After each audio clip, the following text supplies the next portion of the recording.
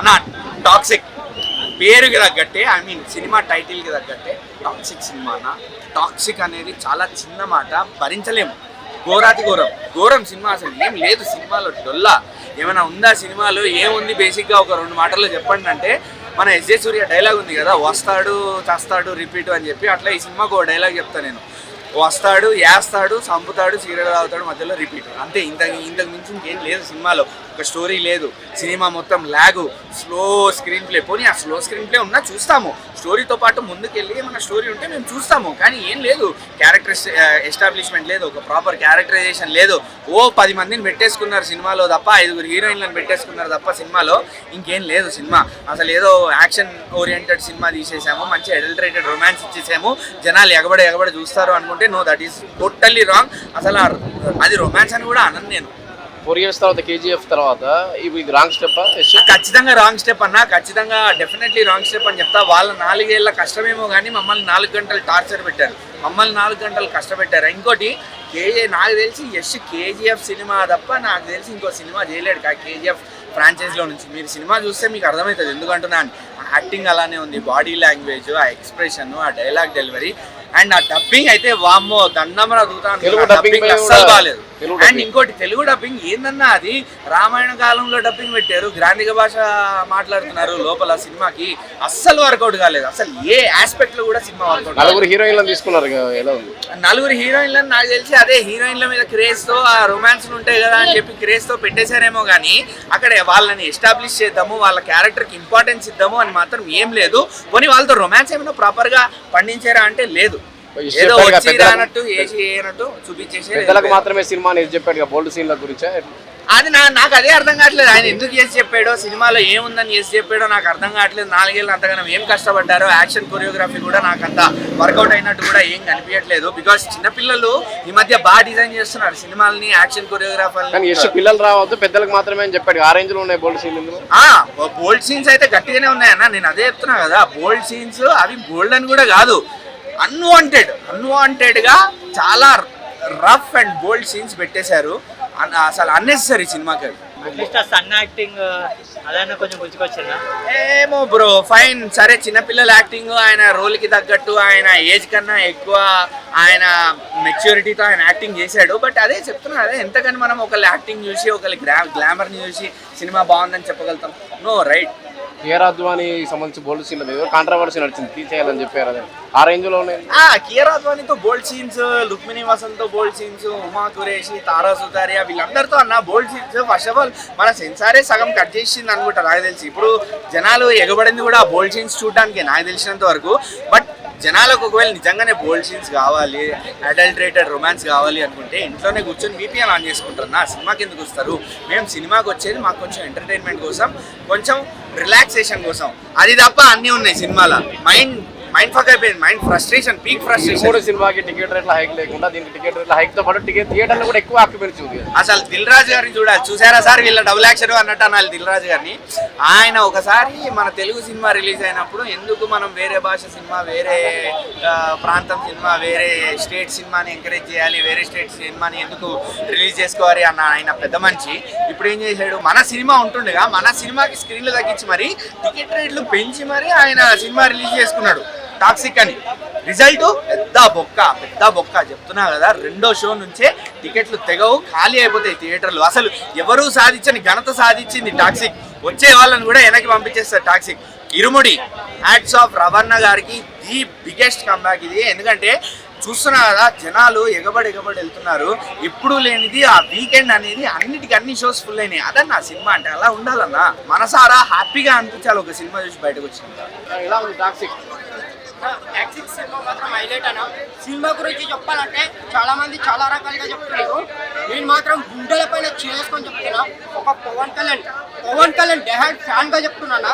దీని అమ్మ ఇచ్చి ర్యాంప్ వాడేసిండు అన్న, ర్యాంప్ చేసి వాడేసిండు. ఒక పవన్ కళ్యాణ్ ఫ్యాన్ గా చెప్తున్నా. దీని అమ్మ గుండెల మీద చేసుకొని నేను ఇటువంటి సినిమా చూస్తా అని నేను అనుకోలేను. ఈరోజు బుక్ మై షోలో పంజా సినిమా రిలీజ్ టికెట్స్ ఓపెనింగ్, కానీ నేను ఈ సినిమా ఇంత ధైర్యంగా వచ్చి చూసినట్టే ఇచ్చి వాడేసిండు. అసలు నెక్స్ట్ లెవెల్ మా అన్నయ్య బర్త్డే సెప్టెంబర్ 2కు, కానీ ఈ రోజే నేను ఎంజాయ్ చేస్తున్నా ఎస్సీ సినిమా చూసి. నెక్స్ట్ లెవెల్ సినిమా మాత్రము ఎంతో మంది చాలా మంది అదే బాగాలేదు సినిమా బాగాలేదు ఏందన్నా. ఫైటర్ మ్యాన్ రిలీజ్ అయినప్పుడు ఎవడో చెప్పిండు దీంట్లో ఐటమ్ సాంగ్ లేదని. వారానికి పోయి సాంగ్ ఐటమ్ సాంగ్ వేసి ఎడిటింగ్ చేసి మళ్ళీ దీంట్లో ఐటమ్ సాంగ్ లేదు. ఇప్పుడు చాలా మంది చెప్తున్నారు ఐటమ్ సాంగ్ కావాలి. మనకు స్టోరీ మంచిగా ఉంటే సినిమా ఎలా వాళ్ళనే దర్చుకోపోతుంది. సినిమా మాత్రం నెక్స్ట్ లెవెల్ ఇవ్వని మాత్రం ఇండొద్దలే నీ అబ్బాయి తగ్గదేలే. అసలు జస్ట్ కొట్టిండు ఇచ్చి వాడి దగ్గర ఉంది 3 గంటలు అని చెప్తారు. 3 గంటలు కూకున్నానికి వానికి అంత ర్యాంప్ అయితే సినిమా చూసినాం మేము. టికెట్లు పెట్టి ఇంటికి వందల పైసలు పెట్టి మేము టికెట్లు కొన్ని మేము సినిమా చూసేది మేము అవలాలమ్మా. వాడెవడో సినిమా లాగుంది 3 గంటలు చూసినాం. 3 గంటల 14 నిమిషాలు ఉంది.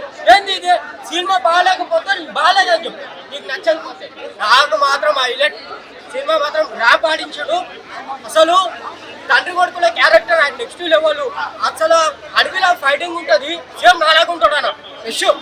అసలు ఇట్లా ఉంటాడు. ఏం కొట్టాడు, ఏం నరకుడు, ఏం జంపుడు. నయనతార హీరో తీసింది. కాకపోతే నయనతార ఇటువంటి సినిమాలు ఇంకొకసారి చేయకమని నీకు దండం పెడతా. ఇది డేంజర్ సినిమా.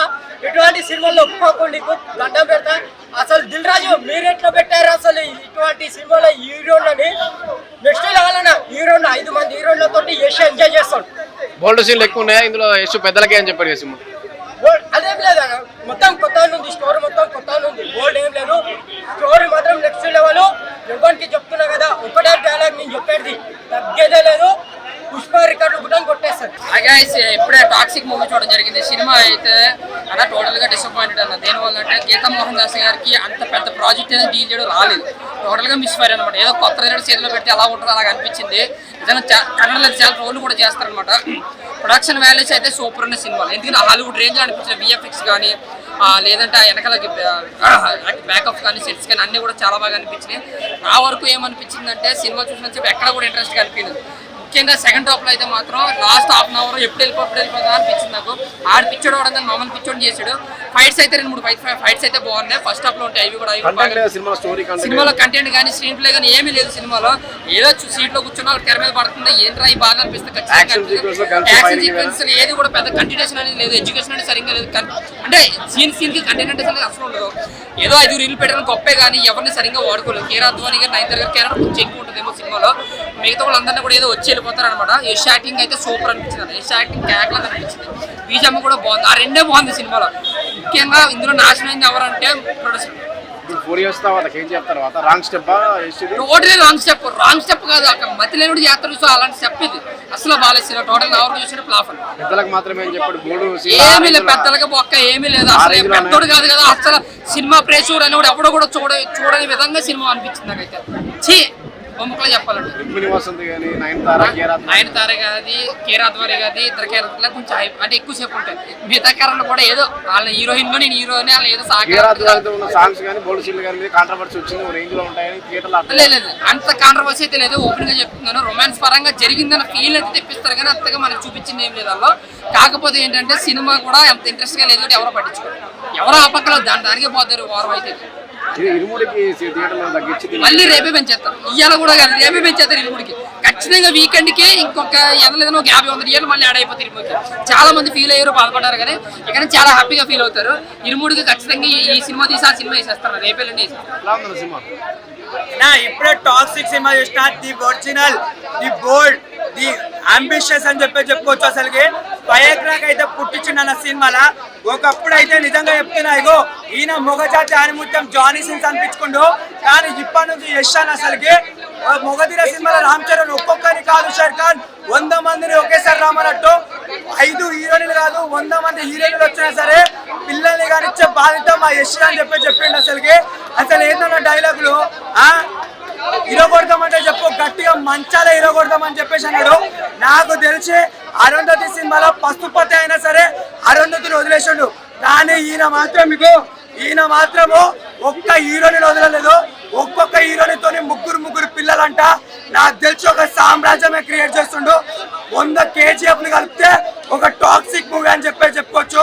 అసలుకి ఏమన్నా అనిపించిన సినిమా నెక్స్ట్ లెవెల్ అని. అసలుకి చూస్తుంటే పూనకాలు వస్తున్నాయి. ఆ డైలాగ్ లేదన్నా నీ పెద్దగా ఏం లేదు, నీ తమ్ముడిని కాల్చి వచ్చిన బూడిదతోనే అని పీల్చాలని ఉందని అంటాడు. ఏ మదర్ టంగ్ అని అంటే నా మదర్ టంగే violence, it's a universal language అని అంటాడు. వానికి ఏమని చెప్పాలరా బాబు అసలుకి.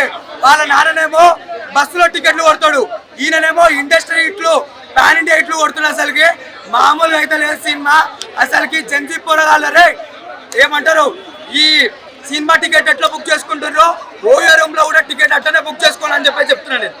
సినిమా లాగ్ ఉంది 3 hours అని చెప్పి ఎవడన్నా చెప్పింది. మంచి మంచి మసాలా కంటెంట్లు ఉంటుంటే నీకు లాగ్ ఎట్లా అనిపిస్తాను అసలుకి. నాకు తెలిసి వాడు పడుకున్నా నాకు తెలియదు. ఇగో ఈయన చూసి వచ్చిన, ఈయన ఇన్స్పిరేషన్ తీసుకున్నా. ఈరోజు ఈయన డౌన్ అయిపోయిండు, ఈయన నెగ్గిండు నా మనసులో. ఈయన నెగ్గిండు, ఇంకా 10 మంది హీరోయిన్లు వచ్చినా సరే ఈయన నెగ్గుతాడు, నెగ్గిస్తాడు, పిల్లల్ని అంటాడు, సినిమా ఇండస్ట్రీ ఇటు చేస్తాడు. కానీ ఆ లేడీ డైరెక్టర్ ఎవరైతే ఉన్నారో, నీ పేరు గీతు మోహన్ దాస్ కాదమ్మా, నీ పేరు సందీప్ రెడ్డి వంగ అని చెప్పుకోవచ్చు. ఒకప్పుడు ఆర్జీబీ, ఒకప్పుడు సందీప్ రెడ్డి వంగ, ఇప్పుడు the bosses the lady Sandeep Reddy Vanga అని చెప్పుకోవచ్చు. ఒకప్పుడు ఏమంటారు అర్జున్ రెడ్డి, ఒకప్పుడు ఈ అనిమల్. ఆ 2 డిలీట్ చేసేసి ఈ సినిమాకి రాండి. మంచి action, crime, drama, emotion movie అన్న ఇదైతే. బోల్డ్ సీన్లు ఎక్కువ యశ్ పెద్దలకు మాత్రమే అని చెప్పాడు. మాకు కావాల్సింది అదే కదా, మంచి కైరా అద్వాని అయితే నిజంగా అడవి మనిషి కన్నా దారుణంగా చేసిండన్న. పిల్లల్ని కన్నాడు, పిల్లని చంపేసుకుండు. మళ్ళా రుక్మిది మా ఇంట్లో ఉంటాడు కుక్కు, ఈ సినిమాలో హీరోని పేరు రుక్కు అని చెప్పుకోవచ్చు. రుక్కునైతే రుక్కు ఆడించుండు, ఆమెతోనే పిల్లల్ని అన్నాడు. లాస్ట్ కు కొడుకే చంపేసిండు. చేసిన పాపం పోదని చెప్పేసి మళ్ళా ప్రూవ్ చేసిండన్న. ఓవరాల్ గా బాగుంది. ఓ మంచి సినిమా, ఒక లవర్స్ కి మంచి సినిమా అని చెప్పుకోవచ్చు. మీ ఇంట్లో ఆడవాళ్ళని, చిన్నపిల్లల్ని ఈ సినిమాకి అయితే తీసుకురాకండి. ఎందుకంటే బీవేర్ ఆఫ్ వీళ్ళిద్దరు అంటే అర్థం చేసుకోకండి. ఆడపిల్లలతో మగవాళ్ళు వచ్చి ఆస్వాదిద్దాం ఈ సినిమాని.